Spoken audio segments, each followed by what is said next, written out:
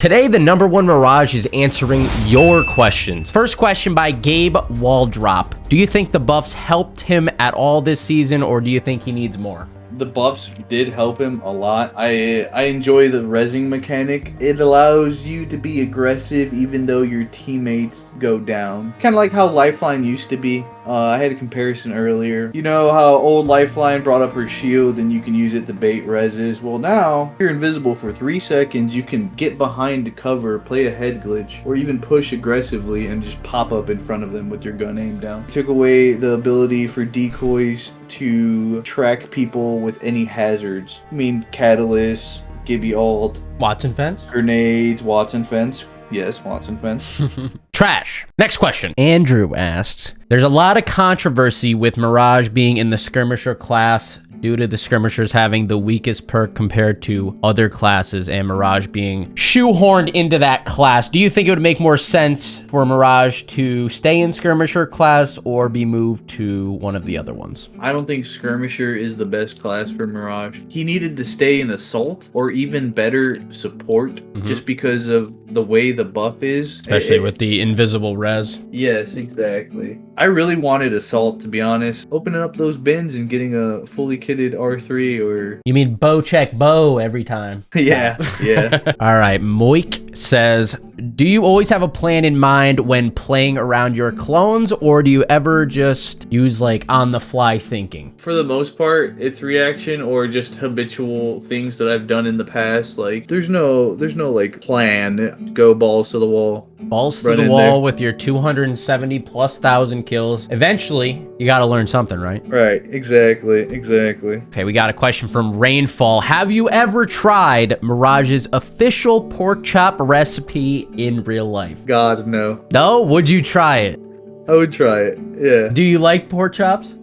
I do like pork chops. A little pork chops with some mashed potatoes or some homemade fries. A little garlic mashed potatoes? Yeah, yes sir. Jacob says, what more can Respawn do to make Mirage meta in higher ranked lobbies? Mirage will never be meta because if they were to buff him, he'd be too OP at like the lower tiers, plat and below. The newer players wouldn't understand him, like playing against him basically. Basically, they have no clue how to buff him to a point where it's not insanely overpowered. Yes, what it boils down to. Red and Souls Solus says, why did you choose Mirage out of all the legends in the game? I like playing characters that are like stealthy. Mirage was one of the characters that you had to buy in the beginning or like purchase with not Apex tokens, but the legend tokens, the red coins. People didn't have him unlocked most of the time. So I was able to grind him.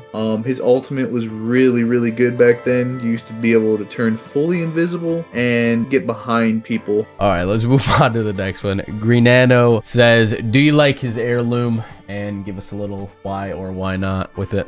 At first, I did like the heirloom. I really did like it. I wish they could have done something better. The animations are cool. I really don't like it now because I don't know if they changed it with this update, but the Mirage trophy would stick out on the back of the real Mirage when you ulted. So that would just reveal you, and like good players can see that. So it was like literally the only heirloom that like punished you for using the heirloom. So that's why you still don't use it to this day?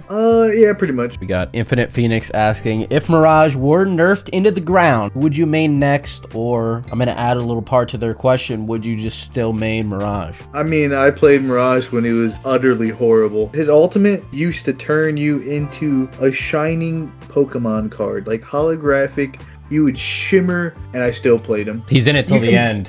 You can take all the abilities from Mirage and I'd still play him. Name's Tragic. He's gonna ask, during all of your time playing Apex, how in the hell do you not get burnt out? The main thing that helps me push playing is creating content. I enjoy my community. My community always hypes me up. This is like a dream, being able to stream and play video games as a living, I'm not perfect. There's some games where like I die or I whiff clip after clip after clip. At the end of the day, you just ready up and go again. And you have a certain goal per day, or how is that working? Certain stream time per day? It's usually I try to crank out at least 8 hours. Before, when I was kill grinding really hard, I would try to shoot for 300 kills a day. If I was a little bit shy, I'd whatever. It was usually like 300 kills a day, at least minimum 200. All right, my boy Mr. I is gonna ask, what's the best counter or decision you can make against a Mirage ult? Pay attention to dust particles. The real Mirage is going to have dust particles. You can also look for a shimmer, the Heirloom. If they have an Heirloom, look for the one with the Heirloom on its back. Oh, water too. If they're in water, the real one splashes. I wish I'd known that in my 24-hour Mirage. Oh wait, it was 48-hour Mirage journey. Nicholas is going to ask a damn good question. Does sweatband bug you? And if so, how much? All the time. All the time, baby. It's kind of like a 70-30. You know, when he's shooting shit, it's like, you know. No. When we're playing, it's totally different. When we're just talking, the vibes are immaculate, and then when we get placed into these lobbies, I was soiled. Absolutely soiled. He hits me up at like after doing 10 hours. It's always after doing 10 hours, dude.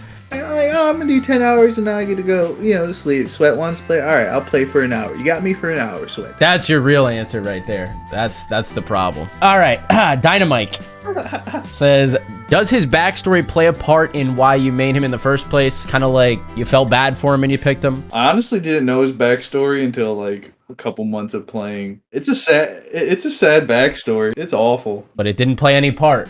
No part. All right, Anticore4 says, how is Brody so handsome? I don't know if he's talking about you or if he's talking about Mirage. You know what I'm gonna put in this video right in this comment is that picture of you on Buzz Lightyear. And I'll put that face reveal. What's the routine? How are you so handsome? Hits the gym a lot. It's the gym, you know. You gotta use that. You don't lose your hair. Biotin. What? Get some biotin. I thought you were gonna say Bosley. No, not Bosley. No, Biotin, you get it from Amazon. They're like $15 for some shampoo, exfoliating cream, all that good shit. I got eczema, so I gotta take care of my. I got eczema. You got eczema? Shower. Make sure you shower. Make sure you shower at least once a week. All right, Toxic Libra asks, how is it playing Mirage this season compared to previous seasons? Is it harder, easier? Oh, it's definitely easier. The main thing that I like about Mirage right now is when people shoot my bamboozles, even though my bamboozles are blocking them, I just follow the little decoy symbol. They're hopping, you know, jumping, crouch spamming. I can see them. My decoys don't block me anymore. All right, we got a question from Z Bowman. How do you position yourself during fights? Usually behind a head glitch. Unless I'm pushing, then you kind of got to suck it up and run through the mud. My playstyle is I usually play like mid-range, and then I push in, get a good break, then use my ultimate to get in their face, barrel stuff. Call it a day. Call it a day, just like that, and he drops a 20 bomb. Which leads into our next question by Malik Tate. How do you drop high kills as a solo and not get absolutely destroyed by thirds? Well, it goes back to positioning. You kind of pay attention on where you're dropping. You want to make sure you get some You pay attention to how many people are dropping. You try to remember where they're dropping from. Let's say we got Terraformer. You land on the arms. You got one team with you. That team lands up top. You know that team's up top. There's 4 other teams at least up there. You know what I mean? So you got to end that fight quickly. So you're going to run in full speed. Like in between all 4, sandwich yourself. Yep, pretty much. Don't do that. Don't do that. Don't do that. No, stay on the outside. Stay on the outside. Try to pinch other teams. That would probably work go. Corners. Yeah, probably go a little bit. Gotta work those angles, baby. And the last question by Gnarly. Gort! The big Gort. The Gort. Explain the Gort. We got a big picture of Gort with laser eyes here. Gort is our savior. We worship him every Wednesday because Wednesday's hump day. He's the one that makes our R3s shoot straight, and he's the one that blesses us with the RNG. The Apex gods have hailed us. And he is a capybara. Capybara, baby. Hey everybody, I just want to quickly recommend that you hit that subscribe button so you don't miss out on the next video, which is going to be the #1 Bloodhound.